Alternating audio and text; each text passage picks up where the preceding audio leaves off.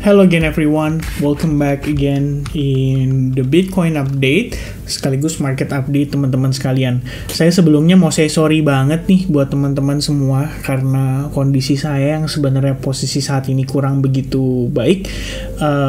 Jadi untuk planning live streaming terpaksa diundur ya teman-teman sekalian. Kita rencana akan jadi live streamingnya di hari Selasa malam, tapi mungkin nggak terlalu malam. Hopefully teman-teman bisa tetap follow along ya. Jadi teman-teman, ini saya tetap sempetin untuk coba update ke teman-teman semua seputar progress dari market Bitcoin.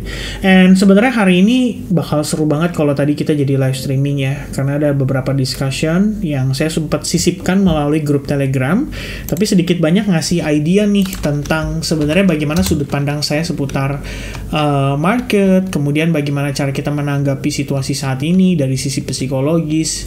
Jadi bukan kita bisa dibilang bukan kita yang dalam tanda kutip mungkin bahasanya gini sih teman-teman sekalian, karena setiap orang nih punya pandangan berbeda-beda ya seputar market setahu saya teman-teman. Jadi kita ngelihat tuh ada yang trading, ada yang investing gitu. Nah sebenarnya tadi saya sampaikan nih kalau sudut pandang dari pedagang dan sudut pandang untuk menyimpan aset agar tidak terdepresiasi akibat value mata uang.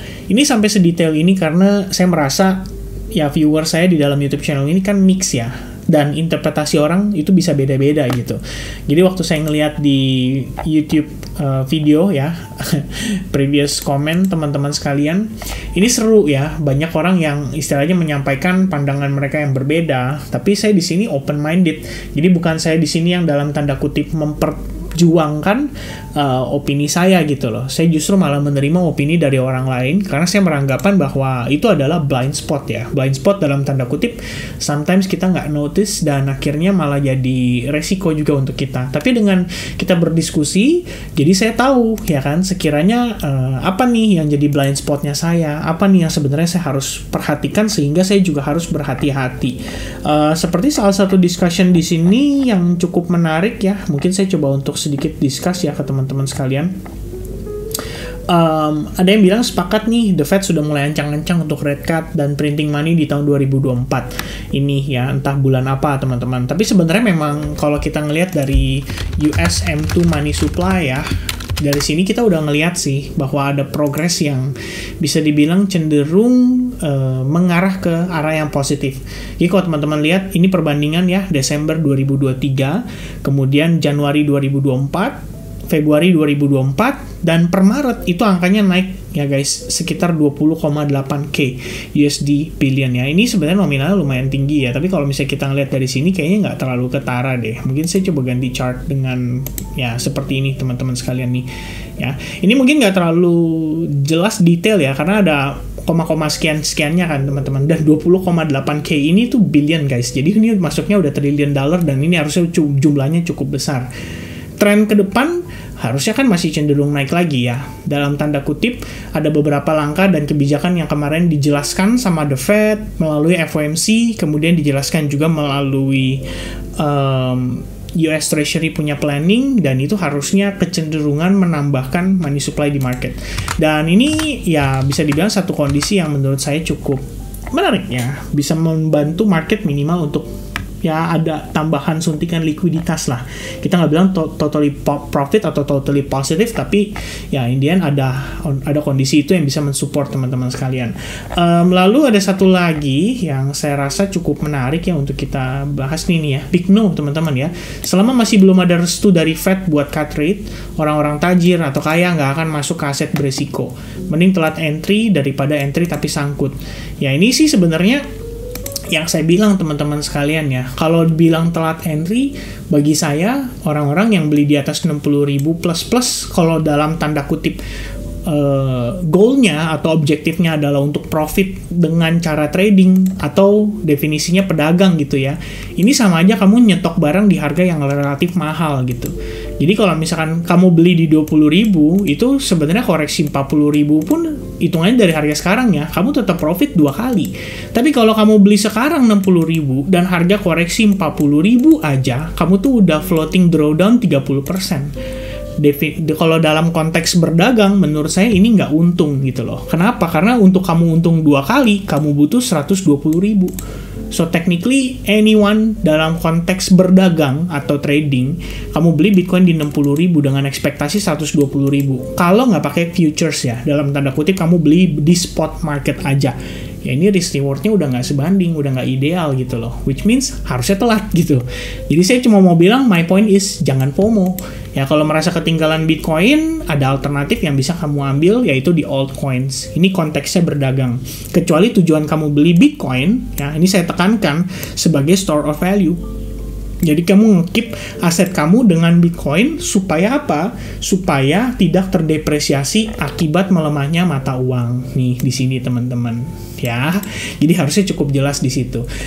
Jadi ya masalah entry ini sebenarnya kembali lagi ya tergantung perspektif masing-masing juga.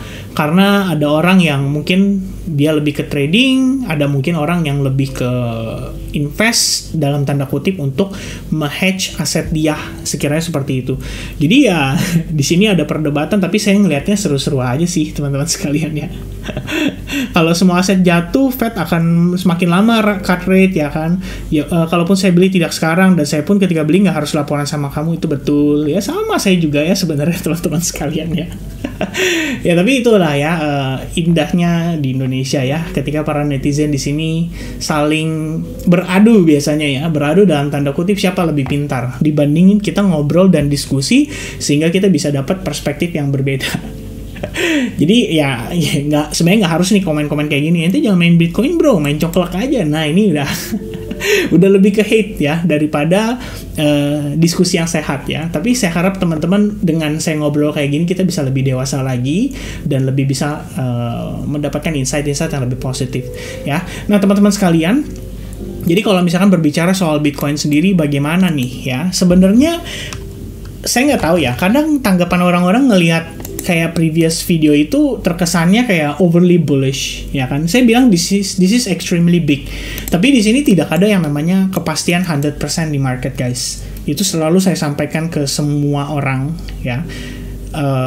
Dalam tanda kutip ya, saya udah pernah bilang kan, saya pun 2022 call bottom kok gitu. Ya, saya bilang saya call bottom kok. Teman-teman ya bisa lihat ya, istilahnya video saya bilang bottom di Bitcoin itu literally hanya sedikit ya. Tapi di sini coba ya saya tekankan signal bottom ya. Literally hanya 3 video aja teman-teman terakhir, dan the most updated ya soal bottom itu, signal bottom. Saya bukan tipikal yang kayak nebak nih bottom gitu. Enggak teman-teman. Saya cuma create 3 video which is hanya April 9, 2022. Ini pun indikator ini menunjukkan signal bottom. Ya kan? Apakah Wales akan dump di harga murah? Nah, itu pertama. Kemudian yang kedua tadi adalah ketika kejadian si Kribo. Ya, ketika kejadian si Kribo teman-teman, signal bottom. Karena kenapa? Ada yang namanya kapitulasi. Kapitulasi itu adalah ketika momen market udah dalam keadaan benar-benar very very painful. Dan yang terakhir adalah ya Januari, 16 Januari, signal bottom Bitcoin bekerja lagi. Ya kan? Ini fakta menariknya, jangan FOMO. Saya cuma bilang kayak gitu teman-teman. Tapi saya nggak pernah advertise. Dalam tanda kutip saya nggak pernah bilang ke publik gitu ya bahwa guys, gue sukses loh gitu loh, nge-call bottom gitu. Dan saya nggak pernah bilang kayak tuh kan, saya bilang apa gitu ya. Artinya apa? Jangan tiba-tiba bilang tuh kan ya. Saya nggak pernah bilang kayak gitu sekalipun ya di dalam video ini. Setiap kali saya update market ke teman-teman, karena saya cuma menyadari ya kita juga sebagai manusia sometimes kita bisa salah. Jadi kalau misalkan saya terlalu overly advertised ya kan, apapun call yang saya lakukan, in the end apa teman-teman malah nanti jadinya over FOMO atas apa? Atas statement yang saya kasih. Nah, ntar mikirnya saya kayak plan B kan. Jadi janganlah ya seperti itu. Anyway teman-teman, sorry kalau jadi curhat-curhat dikit ya. Nah kita update sedikit soal progress market nih ya. Jadi kita pengen ngobrol sama teman-teman progres terkini dari market. Saya sebenarnya menanggapi bahwa proses kita saat ini mungkin ya sudah finishing ABC corrective wave. Oke, and if I'm wrong ya, probably teman-teman, which is kita bisa salah ya. Maka sebenarnya yang harus kita lihat saat ini adalah Bitcoin kembali bermain di bawah range area ini. Dan kalau kita tambahkan exponential moving average 21, maybe the only reason kita bisa ngelihat Bitcoin kembali turun adalah after kita ngelihat mungkin ada fake out seperti ini. ya, dimana terbentuk Three River Evening Star Pattern. And probably karena market hari Senin buka manipulatif, ternyata ditarik dulu turun ke bawah. Oh, ini ya yang bikin market kecenderungan jadi bearish gitu. Tapi kalau kita ngelihat dari perspektif yang berbeda, ya katakanlah kita ngelihat dari weekly time frame. Sebenarnya saya terus terang nggak ngelihat ini overly bearish ya. Malah jujur-jujur nih teman-teman sekalian ya, kalau misalkan ini saya berpikir probabilitas yang lumayan tinggi lah. Kalian bisa perhatikan di sini bahwa ya katakanlah ya level $60.000 adalah kunci utama untuk Bitcoin harus pertahankan area support resistance-nya. Reasonnya apa teman-teman? Coba lihat lagi. Ini adalah high point, sempat menjadi support walaupun sesaat sebelum adanya fake out ini dan dia akhirnya masuk ke bear market. Dan this time kita ngelihat dia retest technically dari situ. Jadi dia bukan cuma sekedar retest terhadap exponential moving average 21, akan tetapi dia juga retest terhadap SNR ini. Ya, ini SNR ini teman-teman. Jadi menurut saya ini cukup menarik sebetulnya untuk pergerakan dari Bitcoin. Ya minimal kalau misalkan kita mengharapkan adanya signal bullish, ya maybe this is the only bullish signal yang kita bisa dapatkan sementara ini gitu ya. Nah yang kedua teman-teman sekalian, yang saya bilang juga kita butuh validasi untuk Bitcoin apa? Valid breakout nih dari si falling wedge ini. Kalau dia valid breakout, let's say ada wave 1 gitu ya. Ya bukan berarti langsung begini juga kan. Ada kemungkinan dia pullback dulu dong. Ya kan? Finishing pullbacknya kemudian 3, 4, dan 5. Jadi jatuhnya apa teman-teman?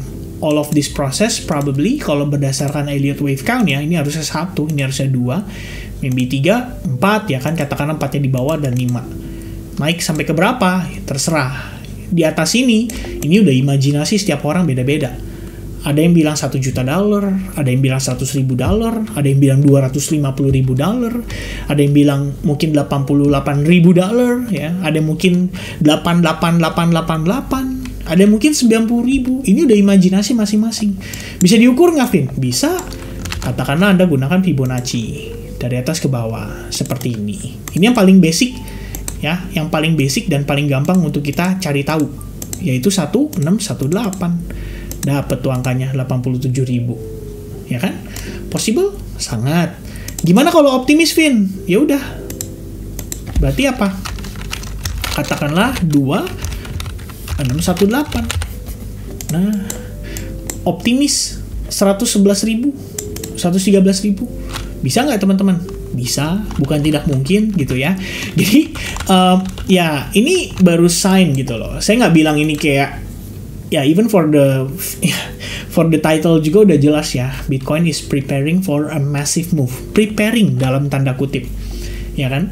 Dan apa yang bisa mensupport Bitcoin itu untuk dia benar-benar sesuai dengan ekspektasi kita? Yang pertama adalah dia harus breakout dulu nih dari falling wedge, ya kan? Dan dia harus break technically terhadap previous high. Kalau dari perspektif daily harusnya high point yang ini. Tapi kalau misalkan dari 4 jam, cukup high point yang ini nih teman-teman sekalian. Nih, Anda perhatikan baik-baik high point yang ini. Kenapa, Vin? Ya, sekali lagi saya ulang prosesnya biar teman-teman lebih enak nangkep. Ini Anda lihat pullback. Oke. Sudah ada create higher high, tapi fake out. Jadilah turun. Nah, mana our previous high point? Jawabannya adalah ini. Ya kan? Kalau ini belum berhasil, bisa double top? Bisa. Bisa dia create lower low? Bisa, masih. Ya kan? Terus kalau misalnya lower low gimana, Vin? Ya, balik lagi ya. 57K adalah area dengan high volume. Ya, bila perlu saya ulangi lagi nih, biar teman-teman lebih enak kan, lebih mantep gitu ya untuk belajarnya ya. Let's see. Ini saya hapus, ini saya hapus. Kita pakai yang namanya volume profile lagi guys, biar gampang ya. Volume profile. Nah, Anda lihat highest volume berikutnya itu ada di $52.000, ya kan? Nah, jadi sebenarnya gini, ketika berbicara soal ya maybe kalau kalian mau compare indikator ya. Tadi ada yang bilang indikator yang sebenarnya parah itu adalah dari perspektif MACD ya kan, dari perspektif weekly. Jadi kita ngelihat di sini ya mungkin ada orang berpikir ya kan, ini udah overbought gitu kan. Dan indeksnya udah di 9.000 dan 8.000 gitu loh. Which is ini sebenarnya setting untuk dia prepare going down, ya kan? Nah, tapi teman-teman gini, indikator itu bukan satu-satunya gitu loh. Kadangkala kita bisa melihat juga dari perspektif yang berbeda. Kayak misalkan ini contoh ya, saya ambil contoh di sini deh. Kalian lihat, adapun orang yang pakai stochastic RSI, ya nggak? Orang pakai stochastic RSI. Wah, oversold. Wah, range oversold. Kalau dia bisa crossing up kayak gini, nice, ya kan? Dan faktanya kalau misalkan kita combine dengan indikator tersebut ya, teman-teman perhatikan, ini kalau kita ngelihat historical data juga. Jadi, misalnya contoh di sini ya. Kalian lihat, EMA 21 dites. Stochastic RSI cross up. What happened next? Bullish. Oke, dia pull back, oversold, cross up, retest, ya kan? And then what happened? Bullish. Pull back, oversold, and then what happened next? Bullish. Ya, pull back lagi, oversold lagi, and then dia bullish. How many times, teman-teman? Lot of times. Ya, sometimes ada kayak gini juga, tapi dia nggak oversold gitu ya. Kita ngelihat dia tetap di atas. Ya kan? Sampai akhirnya kapan? Sampai akhirnya dia berhasil main di bawah EMA 21. Menandakan tren berakhir. After that, kita nggak pernah ngelihat dia bullish lagi gitu ya. Karena memang sebenarnya ya ada beberapa, bisa dibilang beberapa kombinasi yang ideal. Kayak misalkan contoh, teman-teman pakai stochastic RSI. Biasanya lebih powerful ketika contoh market berada di uptrend, didukung dengan EMA 21, kemudian Anda mencari tambahan confluence dari sini. Nah, ini bisa works ya, pretty much works guys. Di sini juga sama, ya kan? Ternyata dia fake out, dia naik lagi, retest, nanjak. Nah, terakhir ada di sini nih. Ya kan, momen-momen ya bisa dibilang momen-momen kemarin itu approval ya kan, BTC ETF spot. Lalu di sini deh terakhir. Nah, kira-kira seperti ini. Ya kan? Nah, yang kita perlu pahami, kadangkala market bisa juga bergerak benar-benar parabolik ya, dalam tanda kutip kayak misalkan saya mesti cari contoh ya teman-teman sekalian. Jadi misalkan contoh gini, bayangin aja dulu ya, dibayangin dulu teman-teman. Katakanlah ini udah bagian dari koreksinya dia gitu ya. Kita udah retest, ternyata dia dalam tanda kutip belum benar-benar valid bullish ya kan. And then what happened next adalah dia confirming the possibility of monthly yang closing dalam keadaan bearish engulfing ini. Sehingga apa? Sehingga yang terjadi pada Bitcoin berikutnya adalah dia cenderung terkoreksi. Artinya, dia naik hanya untuk mencari, misalnya contoh, katakanlah ya, divergence. Nah, possible nggak tuh, teman-teman? Kita ngelihat divergence yang ini saya hapus. Tata dia turun ya kan, cross down sedikit, terus dia naik begini.